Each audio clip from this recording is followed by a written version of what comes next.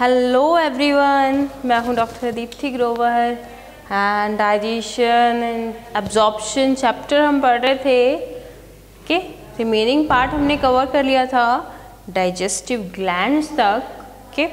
Digestive glands के बाद आपका आता है मैकेनिज्म कैसे होती है, डाइजेशन की मैकेनिज्म कैसे हो रही है, कौन कौन से ऑर्गन परफॉर्म हो रहे हैं, कौन सी एंजाइमेटिक एक्टिविटीज़ हो रही है। ओके तो ये प्रोसेस मैंने आपको बताया था, this one depend on mechanical as well as biochemical process. Okay mechanicals में आपका माउथ कैविटी वर्क करती है, स्मॉलेस्ट मॉलिक्यूल में कन्वर्ट कर रहे हैं।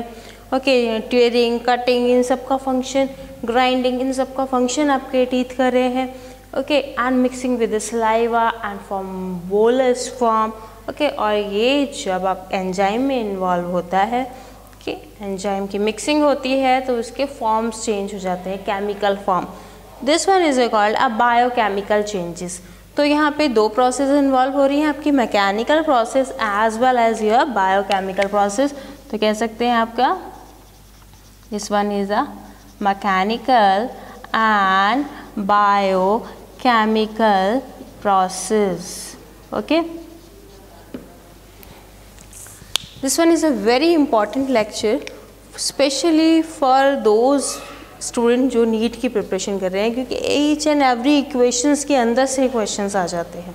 ओके तो वन बाय वन हम प्रोसेस को पहले स्टार्टिंग से समझ लेते हैं। डीग्लूटेशन, डीग्लूटेशन के नाम से भी एग्जाम्स में आ जाता है डीग्लूटेशन। डीग्लूटेशन को क्या कहते हैं? Is called a सॉलोइंग process. This one is called a swallowing process. Okay, deglutation की जो प्रोसेस है आपकी, this one under, पहले तो हम ये बात कर लेते हैं कि आपकी ये जो पूरी प्रोसेस है, कौन सी प्रोसेस वॉलेंट्री है, कौन सी इनवॉलेंट्री है। कि इनवॉलेंट्री प्रोसेस जो है, this one under control by your autonomic nervous system, इसमें हम सिंपैथेटिक एंड पैरासिम्पैथेटिक पढ़ते हैं। ओके ऑलवेज रिमेंबर, एक छोटा सा ट्रिक आप याद रखेंगे, सिंपैथेटिक नर्वस सिस्टम में, सिंपैथेटिक में याद रखना है fight and flight. Okay fight और फ्लाइट। एंड पैरासिम्पैथेटिक में आपको याद रखना है रेस्ट एंड डाइजेस्ट। पैरासिम्पैथेटिक के पैरासिम्पैथेटिक में याद रखना है आपको रेस्ट एंड डाइजेस्ट, मिलता है वो जुलता है डाइजेस्ट एंड रेस्ट। ओके दोनों टर्म से एक साथ याद हो जाएगा। कोई भी content fight and flight mode में है, दैट मीन्स क्या है? दैट मीन्स आपका ब्लड प्रेशर हाई हो रहा होगा, हार्ट रेट हाई हो रहा होगा। फाइट एंड फ्लाइट मोड में क्या होता है? इस वन ये एक्टिविटीज़ होते हैं। दैट मीन्स पैरासिम्पैथेटिक आपका क्या कर रहे होंगे? High blood pressure, high heart rate, increase the heart rate. और ये किसकी वजह से होगा? Due to the construction of your blood vessels. Okay parasympathetic में रेस्ट है यानी कि ये क्या करते होंगे? Dilate the your blood vessels, decrease your heart rate, decrease your this one your blood pressure. Okay this one is a rest, under the rest condition हो गई। डाइजेशन यानी कि जितने भी आपके एंजाइम्स हैं, ओके पेरिस्टाल्सिस मूवमेंट है, okay उसको इन्हेंस करेगा। ओके पेरिस्टाल्सिस मूवमेंट को, एंजाइम्स को इन्हेंस करेगा, produce the secretion of the digestive enzyme. तो पैरासिम्पैथेटिक आपका क्या हो गया? This one is a rest and digest. Okay sympathetic आपका क्या हो गया? Fight and flight. ओके तो प्रोसेस पे आते हैं, डीग्लूटेनेशन की प्रोसेस पे। इसके अंदर कौन कौन से कंटेंट आते हैं? Okay first one is the voluntary process.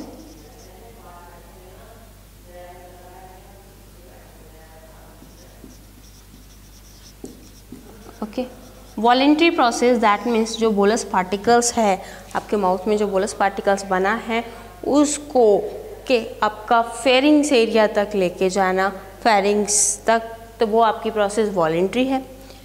Okay, अब जब एरिया ऑरोफेरिंग्स से लेके, this one is a part of oropharynx से लेके आपका फेरिंग्स तक लेके जाना, ये प्रोसेस जो है this one is your involuntary process.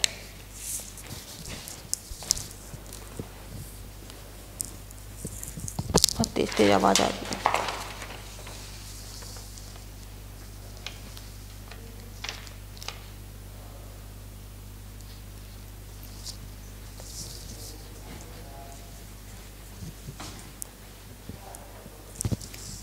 First one is the voluntary stage.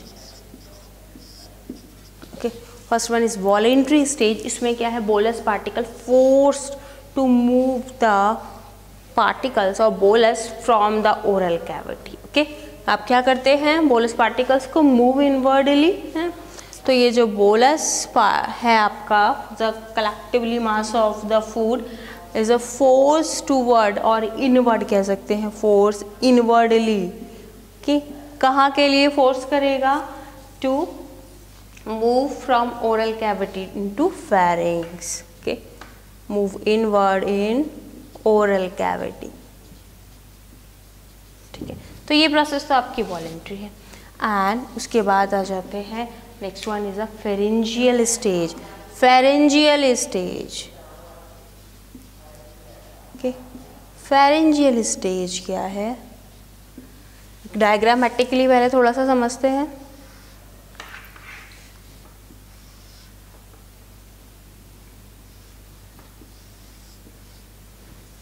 ये हो गया आपका oral cavity, this one is your nasal cavity, lingual area, okay, this one is your लैरिंग्स। One by one, this one is the area of nasopharynx, oropharynx, and this one is the laryngopharynx. Okay, nasopharynx, okay, oropharynx and laryngopharynx.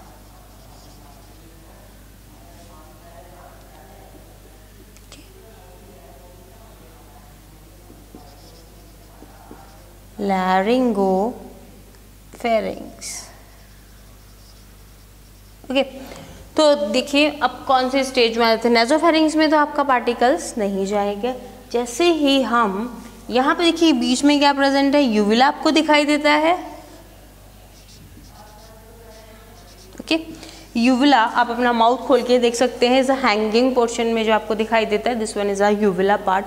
जैसे ही हम bolus particles near the oropharynx area में जाता है, ये bolus move the upward, bolus upward move करेगा to prevent okay the entry of the particle जो nasal cavity से आ सकते हैं, या हम कह सकते हैं नेजल कैविटी को अलग कर रहा है, यानी कि आपका nasopharynx is provide the division between nasopharynx and oropharynx. Okay, जैसे ही फूड पार्टिकल्स आपका या बोलस आपका फेरिंग्स एरिया में पहुंचता है, this uvula move upward and is divide nasopharynx between nasopharynx and oropharynx को डिवाइड कर देता है। ओके, अब this one is the pharyngeal stage. तो ये फेरेंजियल स्टेज जो है, this one is the involuntary, this one is a involuntary stage. Always remember pharyngeal stage is a involuntary stage. वैसे भी अगर आपके क्वेश्चन में आता है फॉलोइंग प्रोसेस क्या है, इज अ इनवॉलेंट्री और वॉलेंट्री, तो आपका आंसर होना चाहिए this one is the involuntary in a function. Okay, तो फेरेंजियल स्टेज में आपका क्या हो रहा है, बोलस पार्टिकल जो है मूव्स फ्रॉम ओके कहाँ जा रहा है आपका, this one is a pharyngeal area. Okay, this process is a involuntary oropharynx. Okay, oropharynx में पहुंचेगा एंड ऑरोफेरिंग्स में पहुंचने के बाद अब देखिए जैसे ही ऑरोफेरिंग्स में पहुंचा, the weight of bolus epiglottis यहाँ पे मूव करेगा। okay, the weight of this bolus particle epiglottis covered, epiglottis is a lid-like structure made by a cartilage, is covered the windpipe, जिसको हम larynx कहते हैं, उसको कवर कर देगा। थोड़ी देर के लिए रेस्पिरेशन इंटरप्टेड हो जाएगा, रुक जाएगा, है ना, but it's a food particles आपके जो है विंड पाइप में नहीं जा सकेंगे, लैरिंग्स पार्ट में नहीं जा सकेंगे। Okay, is covered the lid. जैसे ही ये पार्टिकल्स कहाँ पहुँचेंगे, आपके बोलस जो है this one under entrap in a oesophagus, जैसे ही पहुँच जाएगा, ओके, तो वैसे ही ये लिड ओपन हो जाता है। Okay, is with in the 1 or 2 second. हम कह सकते हैं फेरिंक्स से ईसोफेगस में जाने के लिए 1 से 2 सेकेंड लगता है बस। Okay, this one third one is a oesophagus stage. Oesophagus stage, इस स्टेज में आपका क्या हो रहा है, this one is also a involuntary. ठीक है, एंड यहाँ पे क्या आ जाएगा आपका फ्रॉम ईसोफेगस, या फ्रॉम कह सकते हैं this one is a pharynx, from pharynx to esophagus. Okay, this one is 1 to 2 second लगते हैं इस प्रोसेस में बस, और फर्दर एपिग्लॉटिस ओपन हो जाता है। ओके, अब देखिए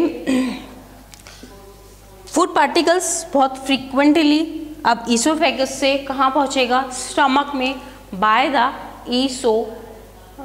ईसोगैस्ट्रियल स्पिंक्चर। ओके, ईसोफेजियल स्पिंक्चर के थ्रू अब ये कहाँ पहुँचेगा, स्टमक में।